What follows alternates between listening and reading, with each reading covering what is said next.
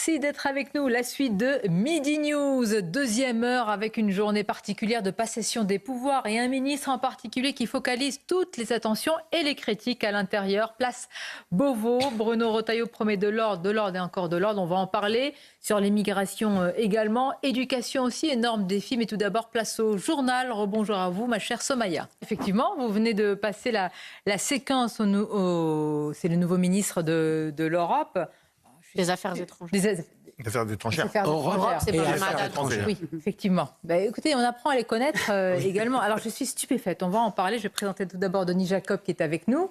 Bonjour et merci d'être là. Bonjour, nos téléspectateurs vous connaissent. Vous avez été policier pendant 36 ans. 36 ans. Merci de nous faire l'amitié d'être là. Vous gardez votre casquette puisque policier un jour, évidemment. Policier toujours. Voilà. Et vous êtes directeur de sécurité consulting. On va parler de sécurité, de délinquance et de défis du nouveau ministre de l'Intérieur. C'est l'une des attentes d'une grande partie des Français, la lutte contre la délinquance, contre l'insécurité.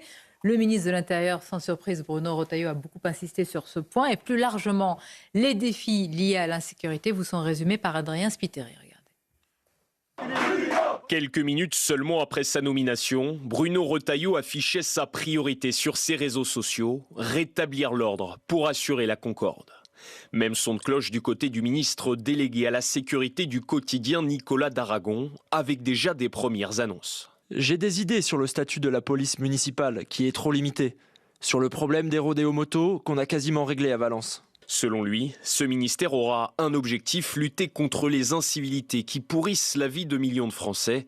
Mais les deux républicains vont être confrontés à un problème de taille dans les prochaines semaines. Alors comment lutter à moyen et long terme contre l'insécurité du quotidien ? Dans un sondage CSA pour CNews publié le 12 septembre, 84% des Français estimaient que la sécurité devait être une priorité du nouveau gouvernement.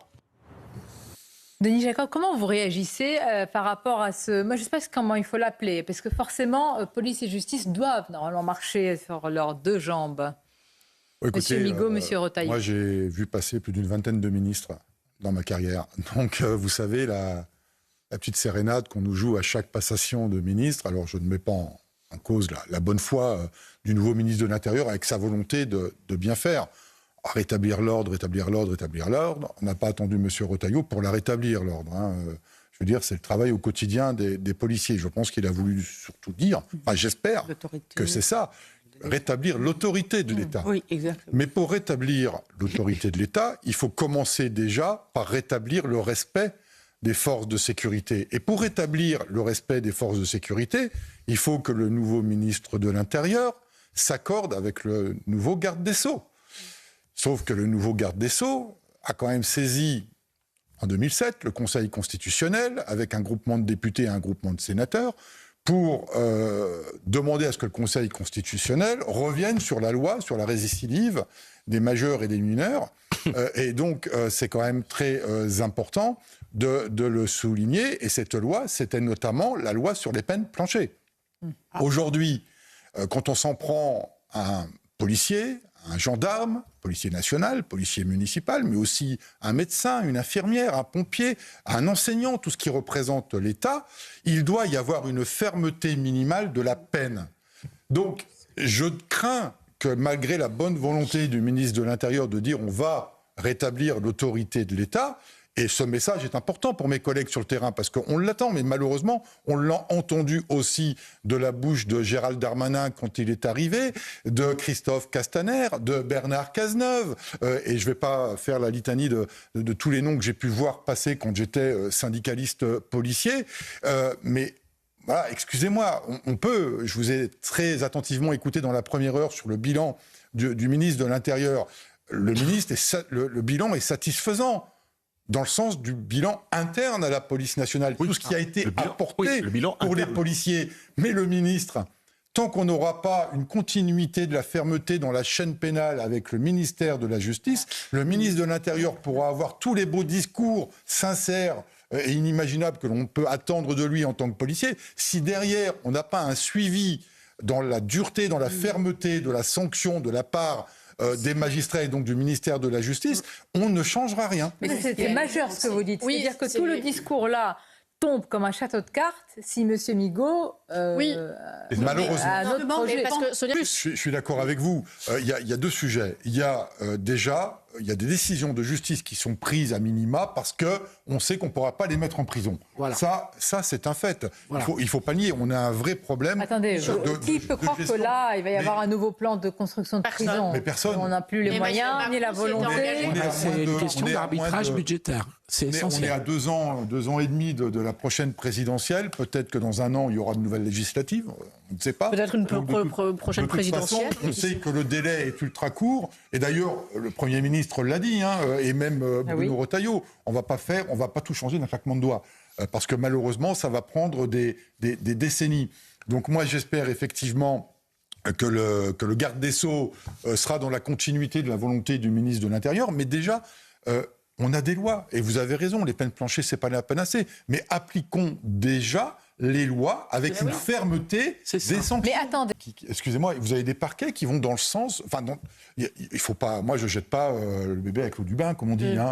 Il y a de très bonnes relations avec les parquets, avec la justice, avec les magistrats, où il y a une continuité, la police interpelle et la justice sanctionne fermement. Mais il ne faut pas nier que nous avons dans le système de justice aujourd'hui des magistrats dogmatiques et qui, par principe, seront plutôt dans la politique de l'excuse et dans la consensualité. Écoutons juste M. Migaud et vous réagissez juste après sur l'état de nos institutions. En cette journée de passation des pouvoirs, on va continuer à évoquer les nouveaux défis. Ça nous concerne tous. Ce sont des sujets de préoccupation, évidemment. Nous avons parlé de l'école, de l'éducation, de la délinquance, de l'insécurité, de l'immigration. On va continuer à le faire. Mais tout d'abord, le rappel des titres avec Somaya Labidi. Alors, cette phrase, on l'a commentée. On va revenir sur le bilan de Gérald Darmanin. Cette phrase, on l'a beaucoup commentée tout à l'heure. C'est vrai que vous nous avez fait une remarque très pertinente pendant la pause. Écoutons Gérald Darmanin, qui, je le précise, a parlé d'autre chose, mais a mis en avant son parcours républicain, sa réussite ou son accomplissement, le fait qu'il soit arrivé jusqu'à Place Beauvau. Et il a rappelé son autre prénom et son nom en entier, si je puis dire. Écoutons-le. Je m'appelle Gérald Moussa Jean Darmanin. Mon père, à la maternité de Valenciennes, voulait écrire Moussa Darmanin, du nom de mon grand-père, tirailleur algérien qui avait servi la France. Après tant d'années de fonctions électives, je remercie mes électeurs de Tourcoing, que je vais retrouver à l'Assemblée nationale avec beaucoup de fierté. Il est assez évident, si nous sommes honnêtes, que si je m'étais appelé Moussa Darmanin, je n'aurais pas été élu maire et député, et sans doute n'aurais-je pas été ministre de l'Intérieur du premier coup, comme ma jeunesse m'a porté à ces responsabilités fortes. Ça n'aurait retiré rien de mon éducation, rien de mon mérite, rien de mon amour de la France, mais il faut regarder les choses en face. Alors simplement, je remercie Johan Charpentier qui me fait la liste, c'est vrai, des personnalités qui sont entrées dans le gouvernement, qui ont travaillé auprès du gouvernement, comme Rachida Dati, Najat Vallaud-Belkacem, Ramayad, Mounir Majoubi, Sibeth Ndiaye, Azouz Begak, Fadel Amara, Samia Ghali, Karim Bouamran, donc là c'est les maires, Kofi Yamnian, Tokia Saifi, Kader Arif, Yamina Benguigui, Amlaoui, Meka Chera. Bon. C'est vrai que... Bon, mais là, nous parlons aussi du ministre de l'Intérieur. Vous y avez vu un autre signal, Denis Jacob. Oui, Sonia, mais s'il n'y avait pas de la malice derrière les propos de Gérald Darmanin, on dirait que c'est des propos maladroits. Sauf que depuis qu'on sait que Bruno Retailleau va être nommé ministre de l'Intérieur, il arrive avec une casquette de conservateur, de propos racistes. Considéré comme raciste. C'est ce qu'on lui attribue. Voilà, exactement. Je ne dis pas que c'est la vérité, je dis juste qu'on lui attribue ça, qu'il a pris position contre la manif pour tous. Et moi, dans les propos de Gérald Darmanin... C'est l'inverse. Retailleau a défendu la manif pour tous. Oui, la manif pour tous, oui. Contre le mariage pour tous, effectivement. Et donc, vous pensez que c'est... Vous pensez que c'est une pierre dans le jardin de... Oui, je pense que c'est un tacle qu'il fait à Bruno Retailleau. Et Bruno Retailleau, il arrive ministre de l'Intérieur. Je pense qu'on lui a dressé un petit peu le portrait des policiers qui composent l'institution. Et il aura affaire très rapidement à des réunions avec l'association la plus importante de la police en matière de collègues homosexuels, lesbiennes, etc. Puisqu'on a une grosse association négociations au sein de la police nationale. Donc je pense qu'effectivement, enfin moi je l'ai interprété comme cela, par rapport à tout le portrait qu'on nous a déroulé depuis quelques jours sur Bruno Retailleau, qu'il s'agit tout simplement d'un tacle qui est fait par Gérald Darmanin. Et moi j'aurais été à la place de monsieur Nasrou, j'aurais été très mal à l'aise. Alors, la lutte contre l'insécurité, contre la délinquance et le bilan. Est-ce qu'on peut réécouter tout d'abord ce qu'a dit Bruno Retailleau sur l'ordre? Parce que ça a dû parler aux forces de l'ordre. Ils sont aussi les gardiens de la paix. Écoutons le nouveau ministre de l'Intérieur. Je ne lâcherai rien, je ne céderai jamais rien. Je ne laisserai passer et je ne tolérerai aucune offense, aucune atteinte, bien sûr physique, c'est une telle évidence. Mais pas plus pour les atteintes verbales. Et je ne laisserai jamais faire, parce qu'ils sont le bouclier de la République. Plus loin, sur le bilan, on ne peut pas nier que Gérald Darmanin a fait beaucoup pour l'institution. Je rappelle quand même que la dernière grande loi de programmation de la sécurité, c'est quand même Nicolas Sarkozy en 2004, si je ne me trompe pas de date, 2002-2004, où il a quand même annoncé un plan pluriannuel de 8 ans de 2 milliards. Là, Gérald Darmanin, c'est 15 milliards sur un plan pluriannuel de 5 ans. Donc il ne faut pas non plus nier ce qui a été fait, mais en interne, par rapport aux équipements, par rapport à la modernisation. Alors, on n'est pas arrivé au bout du bout. Par contre, il y a des choses aussi qui n'ont pas été bien faites. Moi, je dis, la réforme de la police judiciaire a été faite en dépit du bon sens. On a pris le problème à l'envers, on n'a pas consulté les principaux intéressés, on est venu avec le projet, on a dit voilà, ce sera comme ça, ça sera pas autrement, et on a eu un mouvement de mécontentement parmi les policiers de la police judiciaire. Donc en interne, on peut dire que globalement, il y a eu des bonnes choses. Vous avez raison. Alors, ça nous intéresse beaucoup et ceux qui nous regardent également, mais sur la lutte contre vraiment la délinquance du quotidien, j'aime pas les violences gratuites, les homicides, les tentatives d'homicide, on avait un débat sur ce point. Bien évidemment que le résultat du bilan sur la délinquance, c'est pas mirobolant, bien évidemment, mais il faut aussi recontextualiser pourquoi on en est là. Pourquoi ? Bien parce que pendant des décennies, on a sans arrêt changé la politique de sécurité préventive, répressive, préventive, répressive, PQR, proximité, sécurité du quotidien. Vous trouvez que c'est la seule explication ? C'est pas la seule, c'est une des explications. À chaque changement de gouvernement, quelle que soit l'alternance, chacun a voulu y mettre sa patte, son empreinte, en disant là, et on a des... Moi je le dis depuis des années, moi j'ai connu une police, ce qu'on appelle la police d'urgence, ce qu'on appelle le service général, ceux qui interviennent, les primo-intervenants. C'était des brigades de gardiens de la paix, la police secours. On était 20, 30 par unité. Aujourd'hui, ils sont combien ? 5, 6. Et pourquoi ? Parce qu'on les a pris pour constituer des petites unités tout autour, qui gravitent autour du service général, à qui on a donné des horaires spécifiques, des missions spécifiques. Et aujourd'hui, on a un millefeuille de services dans la police nationale où chaque unité toute seule ne peut pas travailler et ils sont obligés de travailler tous ensemble sur des créneaux horaires pour pouvoir être efficaces. Alors peut-être que vous allez être entendu, mon cher Denis. Parce que vous avez vu qu'il y a quelque chose de nouveau, un ministère délégué en charge de la sécurité Nicolas du quotidien. Allez-y, Denis Jacob. Vous avez raison, Naïma. Sur la question de la délinquance, une fois de plus, moi je ne veux pas jeter la pierre à la justice, mais la lutte contre la délinquance, c'est aussi par rapport à la réponse pénale qui est apportée. Donc on peut dire que le bilan n'est pas mirobolant, mais ce n'est pas le ministre de l'Intérieur qui va dire vous allez en prison. C'est le ministère de la Justice. Et sur la police municipale, je termine juste sur la police municipale, excusez-moi Philippe, sur la police municipale, là aussi, je l'ai dit dans l'émission de Laurence Ferrari la semaine dernière, on a un sujet primordial. Quelle est la position de la police municipale que l'on souhaite demain ? Est-ce qu'on veut la laisser toujours à la main des maires ? Et à ce moment-là, en fonction des communes riches ou des communes pauvres, on aura des polices à double vitesse.